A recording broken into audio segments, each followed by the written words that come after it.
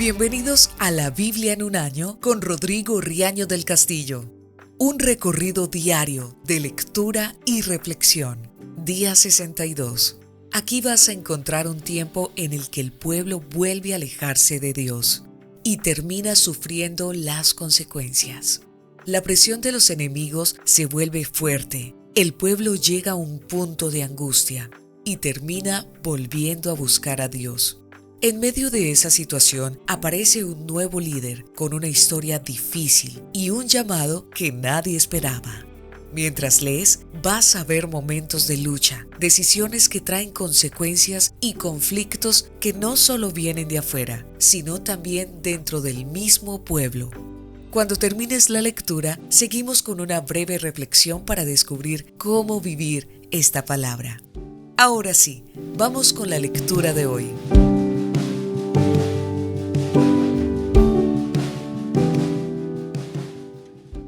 Jueces, capítulo 10. Tolá. Después de Abimelech, un hombre llamado Tolá, de la tribu de Isaacar, fue el jefe que salvó a Israel. Tolá era hija de Puá y nieto de Dodó, y vivía en Samir, en las montañas de Efraín. Durante 20 años dirigió a los israelitas, hasta que murió y fue sepultado en Samir. Jair. Después de Tolá, fue jefe Jair, que era de Galaad. Jair fue jefe de los israelitas 22 años. Tuvo 30 hijos y todos ellos eran gente importante. Tenían además 30 ciudades en Galaad, que todavía se conocen como las ciudades de Jair. Cuando Jair murió, lo enterraron en un lugar llamado Camón. Los amonitas dominan Israel. Los israelitas volvieron a pecar contra Dios porque adoraban a Baal y Astarte, y también a los dioses de los asirios, los sidonios, los moabitas, los amonitas y los filisteos. Abandonaron a Dios y dejaron de adorarlo. Entonces Dios se enfureció contra los israelitas y dejó que los filisteos y los amonitas los dominaran. Durante 18 años, los filisteos y los amonitas fueron crueles y maltrataron a todos los israelitas que vivían en Galaad, al este del río Jordán, en la región de los amorreos. Los amonitas cruzaron el Jordán para atacar también a las tribus de Judá, Benjamín y Efraín, y los israelitas se vieron en graves problemas. Entonces los israelitas le pidieron ayuda a Dios y le dijeron: «Hemos pecado contra ti al abandonarte para adorar a dioses falsos». Dios les respondió: «Yo los libré de los egipcios, de los amorreos, de los amonitas y de los filisteos. ¿No es verdad? Cuando ustedes me suplicaron que los salvara, yo los libré de los sidonios, de los amalecitas y de los madianitas. A pesar de eso, ustedes volvieron a abandonarme para adorar a dioses falsos. Así que ahora no los voy a salvar.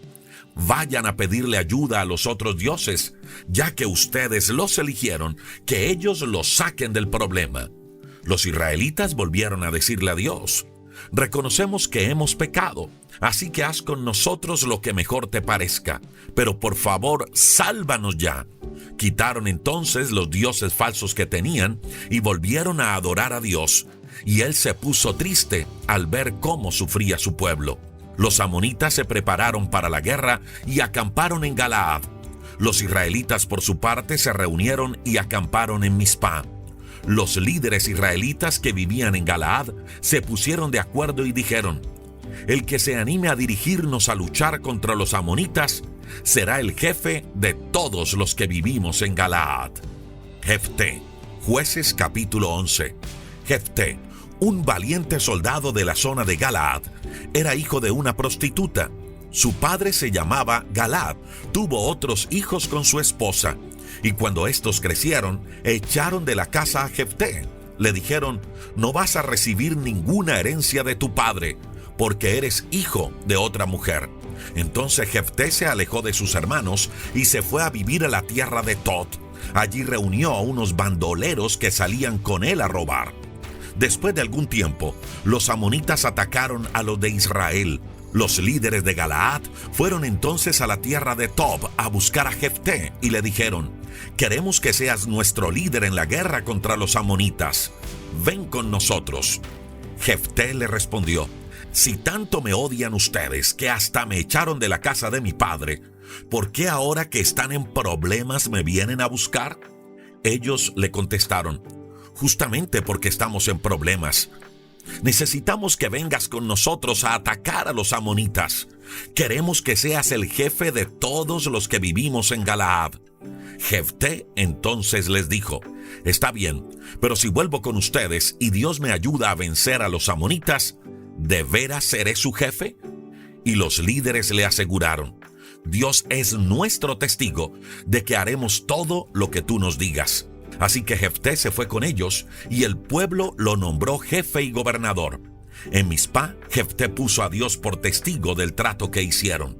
Después de eso, Jefté envió unos mensajeros al rey de los amonitas para que le dijeran: ¿qué tienes contra nosotros? ¿Por qué vienes a atacar mi territorio? El rey de los amonitas le respondió: vengo a recuperar nuestras tierras desde el río Arnón hasta los ríos Jaboc y Jordán. Ustedes se apoderaron de ellas cuando salieron de Egipto, pero ahora me las tienen que devolver pacíficamente. Jefté volvió a enviar mensajeros al rey de los amonitas con esta respuesta: nosotros no les hemos quitado tierras a los moabitas ni a los amonitas. Lo que ocurrió fue que cuando salimos de Egipto cruzamos el desierto hasta el mar de los juncos y llegamos a Cades. Luego enviamos mensajeros al rey de Edom pidiéndole permiso para pasar por su territorio, pero él no nos dejó pasar. También se enviaron mensajeros al rey de los moabitas y él tampoco nos dio permiso. Así que nos quedamos en Cades.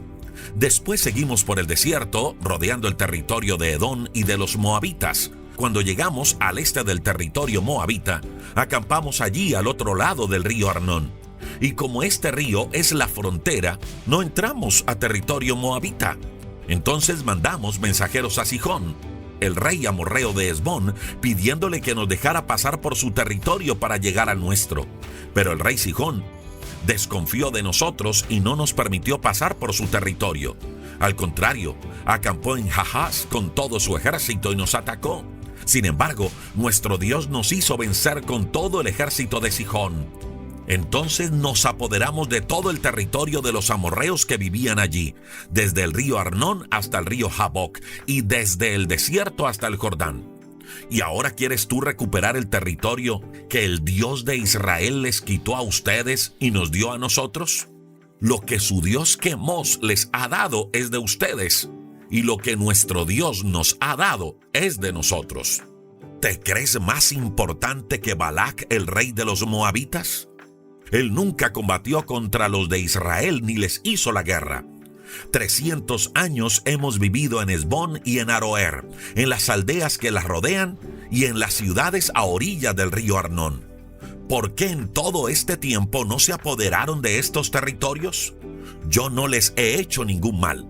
Son ustedes los que están actuando mal para atacarnos. Pero el Dios de Israel será el que juzgue entre ustedes y nosotros. Pero el rey de los amonitas no hizo caso del mensaje que Jefté le envió. Promesa de Jefté.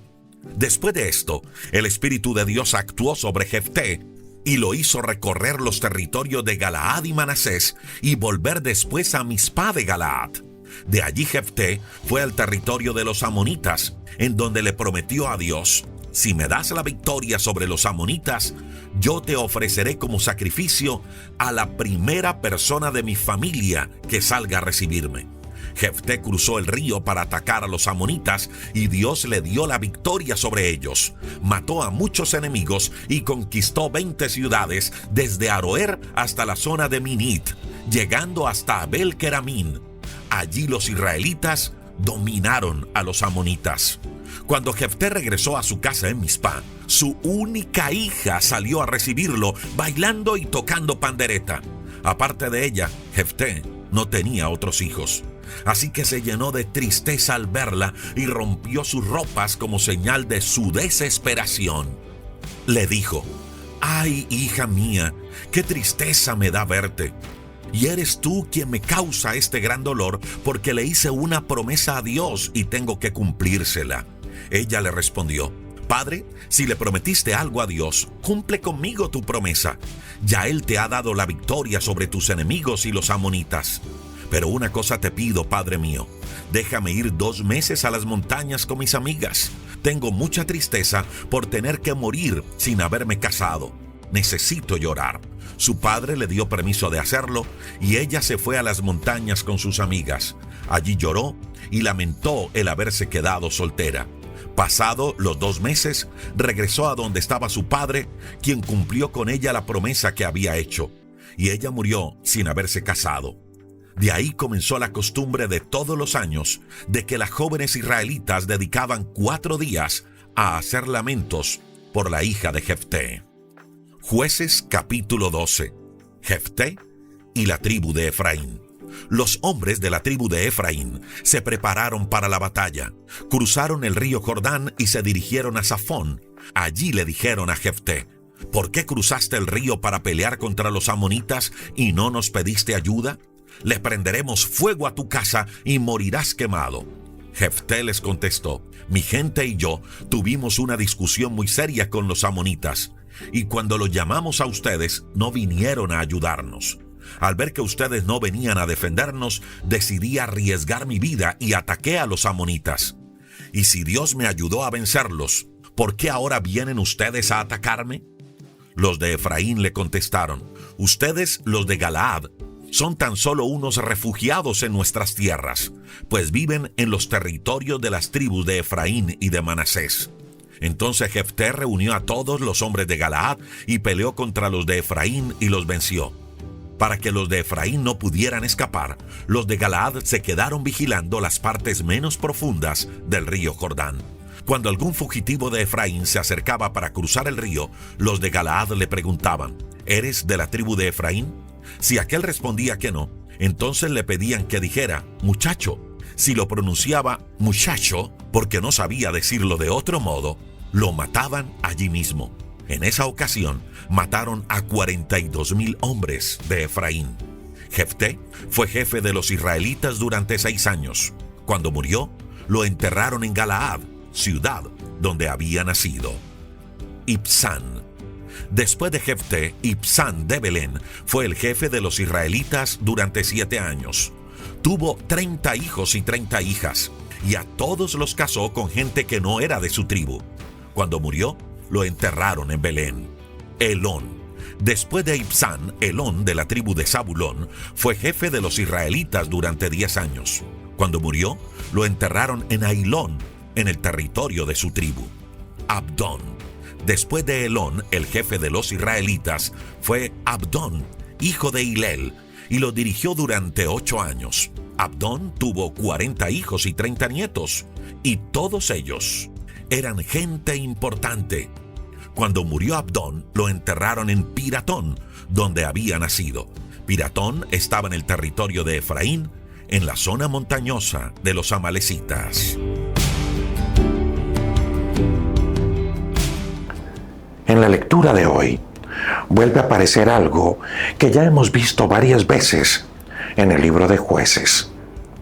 El pueblo se aparta, vienen tiempos difíciles, el pueblo clama y Dios responde. Es el patrón que se repite en casi todo el libro. Pero esta vez hay algunos detalles que vale la pena mirar con más atención.